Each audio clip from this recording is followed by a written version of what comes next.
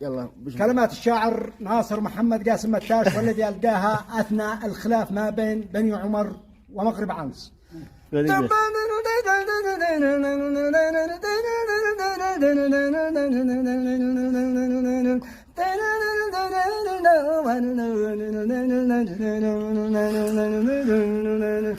ندري سبب حوار بنا وزيديان عمان، واش دخل الحوار بمجرانك ومجراني وي في سار منه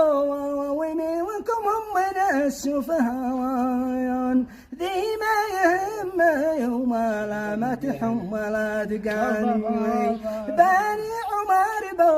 ودروا في حربنا عدوايان، يوم ادعى الموهجار زورا وبهتاني برجع حكومة والضبا وذي شقها حصنايان، والورد فاهم وداري نطق لساني يا بني الخراشي وجاوب احضر في الرعيان، والورد بلا واغزيد واحصب وناشواني وجات الحامل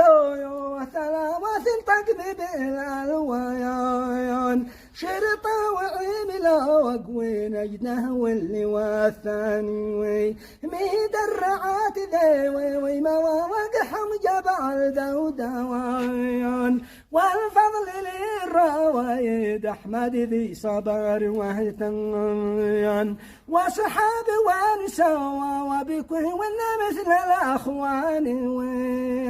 واليوم من بيتي لابوت يرمي الثاني، ذي ما معاه يوم ثور حمراء ولا محجوان،